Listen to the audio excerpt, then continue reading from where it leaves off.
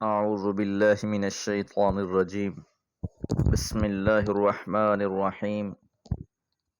فإذا انشقت السماء فكانت وردة كالدهان فبأي آلاء ربكما تكذبان فيومئذ لا يسأل عن ذنبه إنس ولا جان فبأي آلاء ربكما تكذبان يعرف المجرمون بسيماهم فيؤخذ بالنواصي والأقدام فبأي آلاء ربكما تكذبان هذه جهنم التي يكذب بها المجرمون يطوفون بينها وبين حميم آن فبأي آلاء ربكما تكذبان۔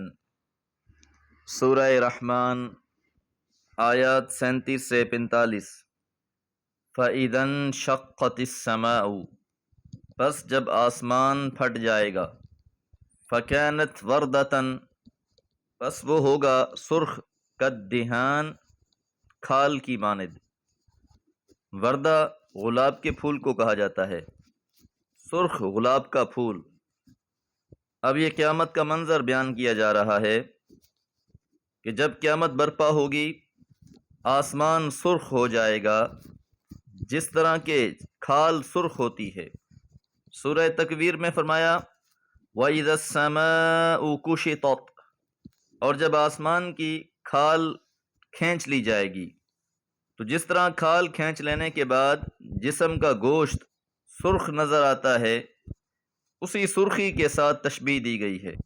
دنیا میں تو لوگ قیامت کا انکار کر دیتے ہیں، لیکن جب قیامت برپا ہو جائے گی تو یہ نیلے رنگ کا آسمان سرخ ہو جائے گا۔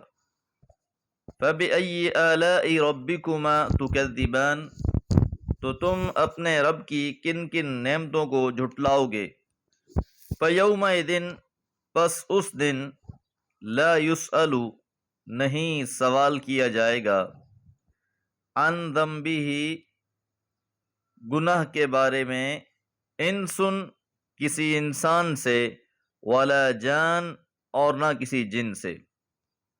کوئی اس غلط فہمی میں نہ رہے، اتنی زیادہ مخلوقات، حضرت آدم علیہ السلام سے لے کر آخری انسان تک، اربوں کھربوں میں ان کی تعداد ہوگی، حساب میں ہی صدیاں بیت جائیں گی، بلکہ وہاں کا معاملہ کچھ اور ہوگا۔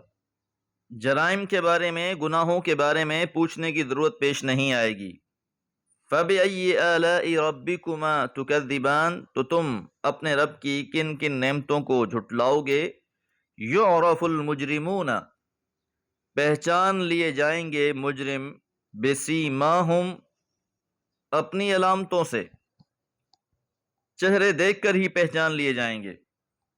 جو نیک لوگ ہوں گے ان کے چہرے چمکتے ہوں گے۔ وجوہ یومئذ مسفرہ ضاحکۃ مستبشرہ، کھلے ہوئے چہرے، ہنستے مسکراتے چہرے۔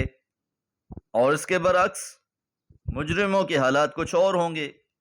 ووجوہ یومئذ علیہا غبرہ ترہقہا قترہ اولئک ھم الکفرۃ الفجرہ، چہرے گرد آلودہ ہوں گے۔ ایک جگہ فرمایا ان کے چہرے سیاہ ہوں گے۔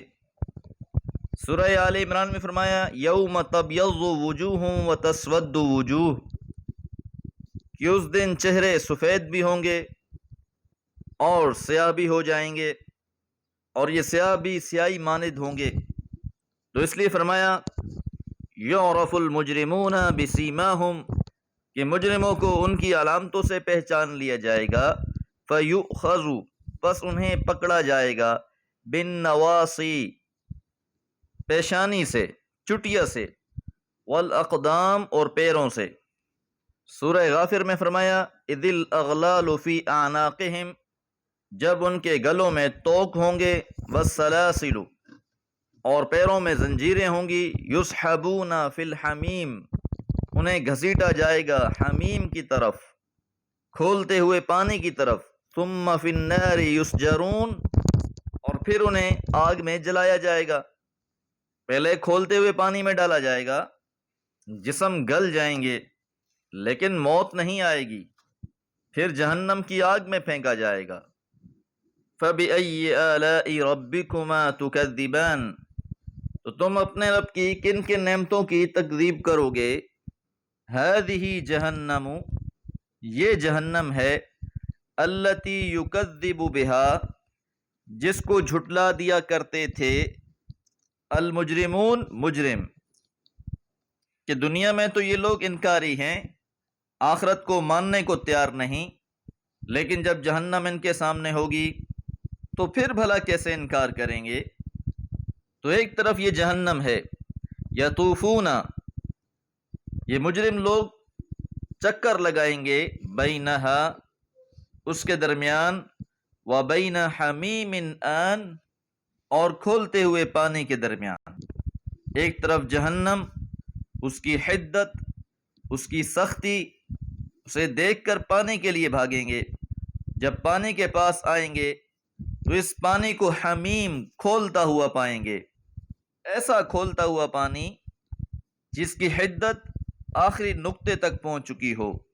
سورہ غاشیہ میں فرمایا تصلی نارا حامیہ، وہ بھڑکتی ہوئی آگ میں داخل ہوں گے، تسقی من عین آنیہ، پھر جب وہ پانی کی طلب کریں گے تو انہیں کھولتے ہوئے چشمے کا پانی پلایا جائے گا۔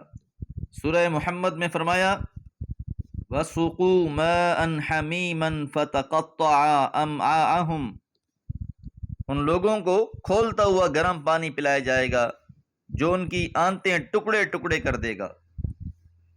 جہنم کے مناظر کو مختلف انداز سے بیان کیا گیا ہے تاکہ اس کی ہیبت کو سمجھا جائے، اس سے بچنے کی کوشش کی جائے۔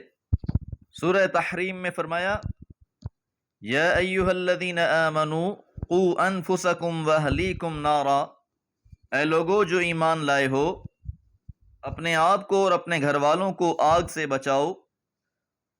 وقودها الناس والحجارہ، اس کا ایندھن پتھر اور انسان ہوں گے۔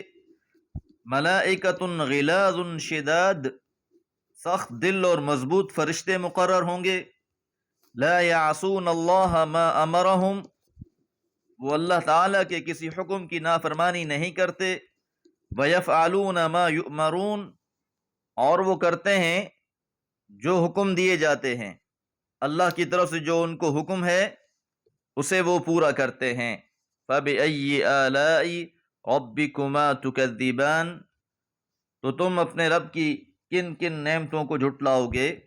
اللہ تعالیٰ نے ہر چیز کو واضح طور پر بیان کر دیا ہے، جنت کی نعمتوں کو بھی واضح کر دیا گیا ہے، اپنے انعامات کو بھی واضح کر دیا ہے، جہنم کی سختیوں سے بھی آگاہ کر دیا ہے۔